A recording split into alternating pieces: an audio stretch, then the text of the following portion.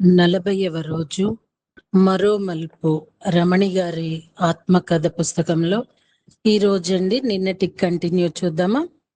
Blue light meditation. నేను ఉదయాన్నే 4 గంటలకు లేచి స్నానం చేసి చక్కగా 3 గంటలు ధ్యానం చేయటం జరిగింది. అప్పటి వరకు 5 నిమిషాలు కూర్చోవడం చాలా కష్టంగా ఉన్నా పిఎంసిలో ఆ ఇంటర్వ్యూ చూసిన మరుక్షణం నుండి ఖచ్చితంగా 3 గంటలు చేసే శక్తి వచ్చింది. అంటే ఆత్మజ్ఞానం అంత గొప్పది. బ్లూ లైట్ మెడిటేషన్ అనేది ఒక శాంతిమయమైన ధ్యాన విధానం.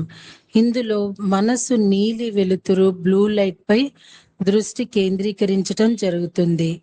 ఈ నీలి వెలుతురు విశ్వశక్తి ప్రతీక. ఇది ఆరోగ్యానికి, ఆత్మశుద్ధి, మానసిక ప్రశాంతతకు సహాయపడుతుంది. ఓ నిశ్శబ్దమైన ప్రశాంతమైన కూర్చోవడం వీలైతే దీపం లేదా పరిమళం వాడవచ్చు. మీరు సుఖాసనంలో కుర్చీలోనైనా కూర్చోవచ్చు. కళ్ళు మూసుకొని కొన్నిసార్లు లోతుగా శ్వాస తీసుకొని బ్లూ లైట్ కల్పన మీ బ్రౌన్ చక్రం అంటే భ్రూ మధ్యం వద్ద ఒక నీలి వెలుతురును మెరుస్తూ ఉందని ఊహించండి. అది మెల్లగా విస్తరిస్తూ మన శరీరం అంతటా వ్యాపిస్తున్నట్లు ఊహించండి.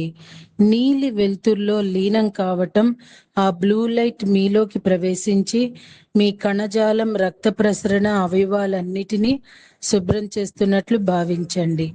మీ నెగిటివ్ భావనల, భయాలు, బాధలు అన్నీ ఆ బ్లూ లైట్ లో కరిగిపోతున్నట్లు ఊహించండి.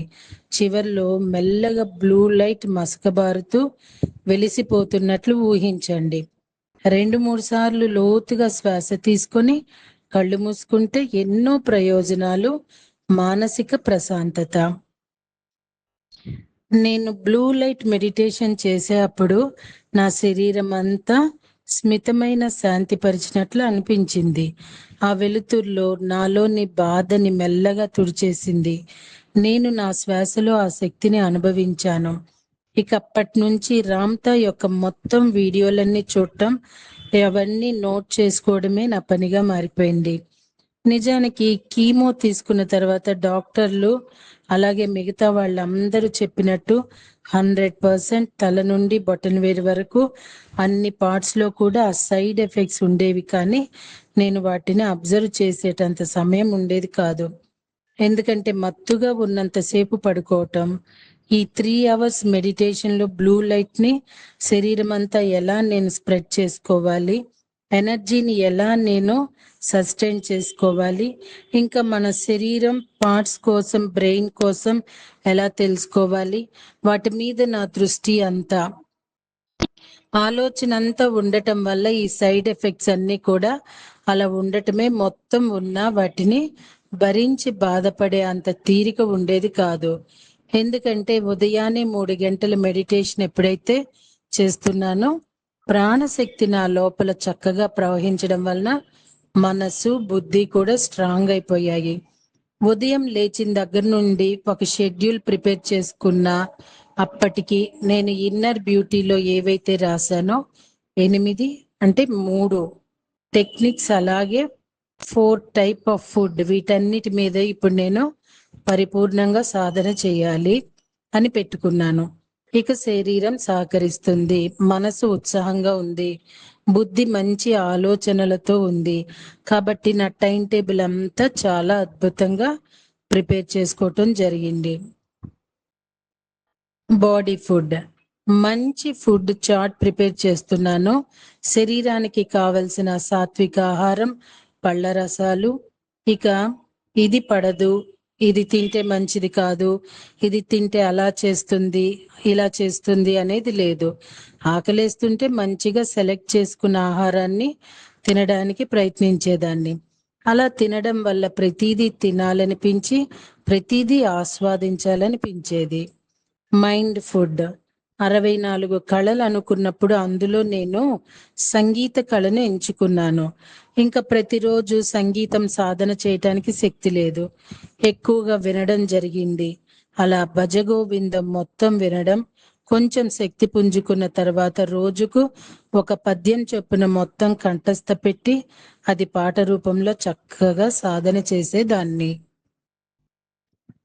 ఇంటెలెక్చువల్ ఫుడ్, బుద్ధికి ఆహారం, జ్ఞానం. అందుకే రామ్తా సబ్జెక్ట్ లో అల్లా బక్షు గారి యొక్క వీడియోలో బ్రెయిన్ కాన్సెప్ట్ తీసుకొని దాని మీద నోట్స్ ప్రిపేర్ చేయటం. సోల్ ఫుడ్, ఆత్మకు ఆహారం, ఉదయాన్నే 3 గంటల ధ్యానం.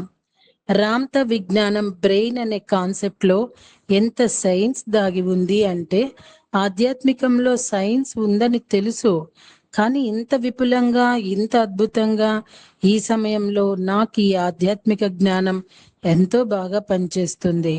ఉదయాన్నే ధ్యానం చేసేటప్పుడు మరి బ్రెయిన్ వీడియోలో అల్లా బక్షు గారు చెప్పినట్లు ప్రతిరోజు నియో కార్టిక్స్, ఎల్లో brain, brain lower cerebellum, spinal cord ఇవన్నీ కూడా యాక్టివేట్ చేసుకుంటూ నేను మెడిటేషన్ చేసేదాన్ని. అసలు అదేంటంటే, మనం మహాశూన్యం నుంచి కాంతిపుంజం జన్మ తీసుకున్నప్పటి నుండి ప్రతి జన్మలో మన జ్ఞాపకాలు, అనుభవాలు, మన అనుభూతులు, సమస్త జ్ఞానం, టోటల్ స్పిరిచువల్ నాలెడ్జ్ అంతా కూడా నిక్షిప్తమైనది.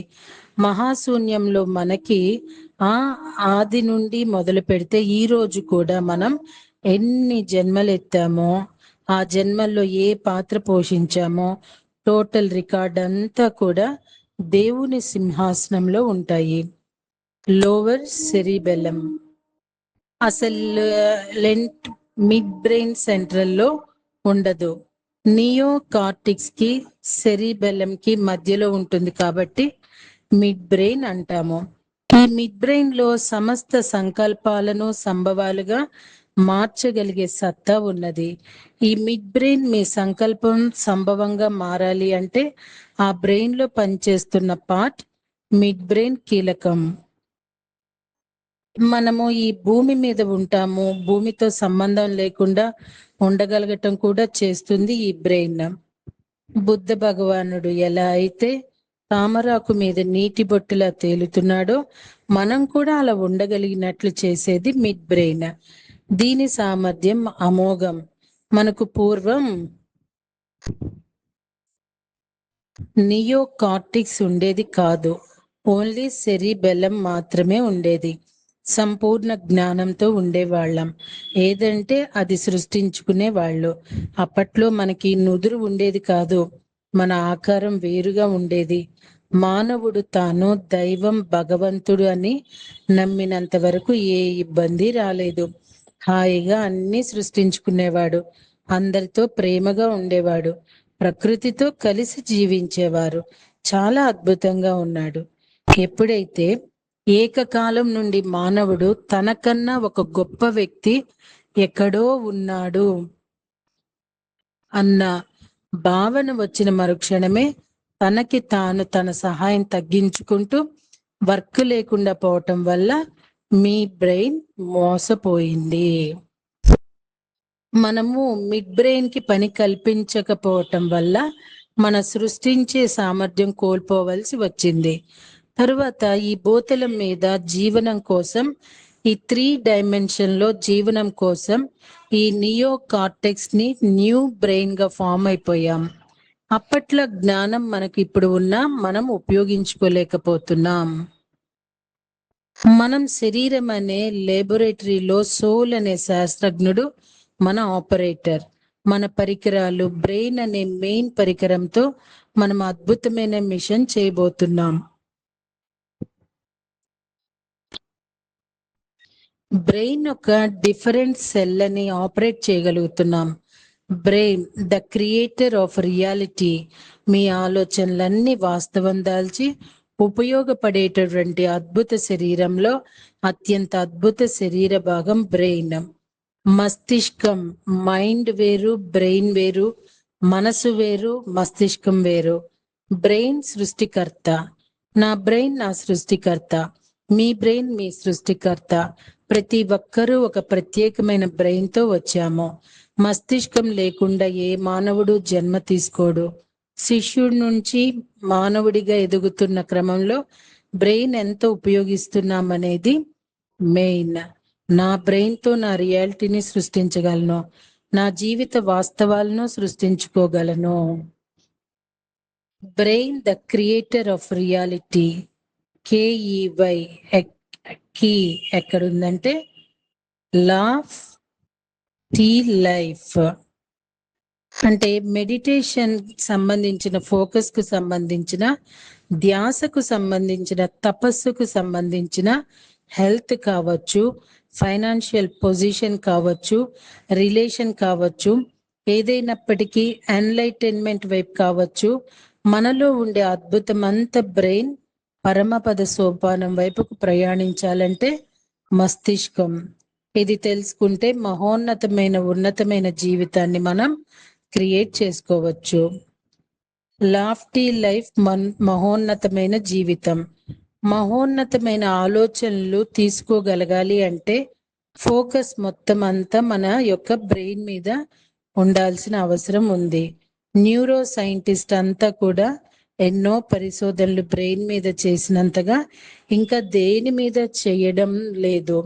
ఆర్టిఫిషియల్ ఇంటెలిజెన్సీ కూడా మన బ్రెయిన్ మీద వర్క్ చేసిన తర్వాతనే బ్రెయిన్ సెల్స్ ఎలా పనిచేస్తున్నాయి అని కనిపెట్టిన దాని ప్రకారం ప్రోగ్రామ్ చేసి ఆర్టిఫిషియల్ ఇంటెలిజెన్సీ చేస్తున్నారు. అన్ని రంగాలు కూడా దీని మీద వర్క్ చేస్తున్నాయి. మనలోనే ఉన్నటువంటి పొటెన్షియల్ అన్నిటినీ మనం ఉపయోగించుకోగలగాలి. సైకాలజీ కూడా మనసుకు సంబంధించింది. బ్రెయిన్ కి సంబంధించిన ఎక్స్పెరిమెంట్ చేస్తున్న మోడర్న్ సైకాలజీ వాళ్ళు, స్పిరిచువల్ వాళ్ళు కూడా బ్రెయిన్ మీద వర్క్ చేస్తున్నారు. నీ మస్తిష్కాన్ని నీవు ఎప్పుడైతే చదవగలుగుతావో నీ యొక్క అల్టిమేట్ పొటెన్షియల్ అర్థమవుతుంది అంటారు స్పిరిచువల్ సైంటిస్ట్.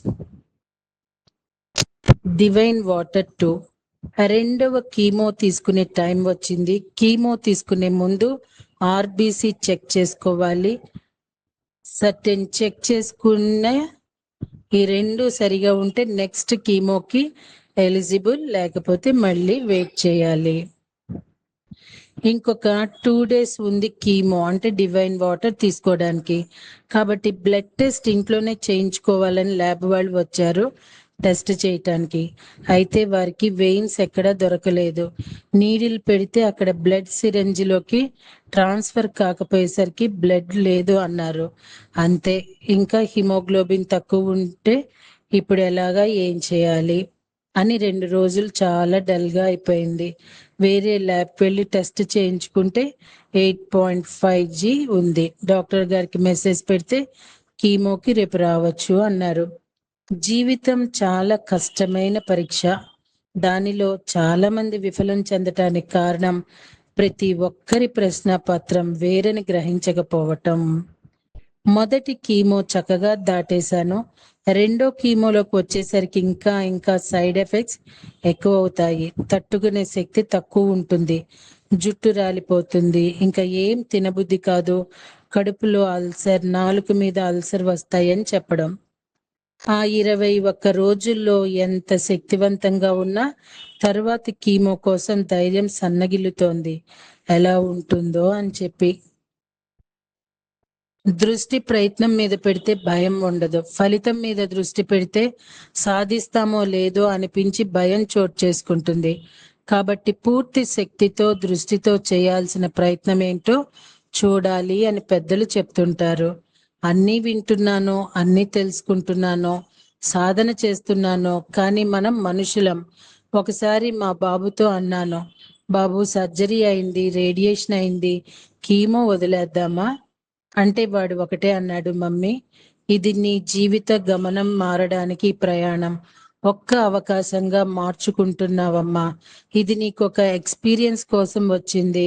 కాబట్టి నువ్వు షార్ట్ కట్ లో వెళ్ళొద్దు, ప్రతిదీ కంప్లీట్ చేద్దాం అని అన్నాడు. నువ్వు అసలు భయపడొద్దమ్మా, నువ్వు భయపడటానికి అవసరం లేదు, నువ్వు చాలా ధైర్యంగా ఉన్నావు అని అన్నప్పుడు నాకు మళ్ళీ ఒక శక్తి వచ్చినట్టు అనిపించింది.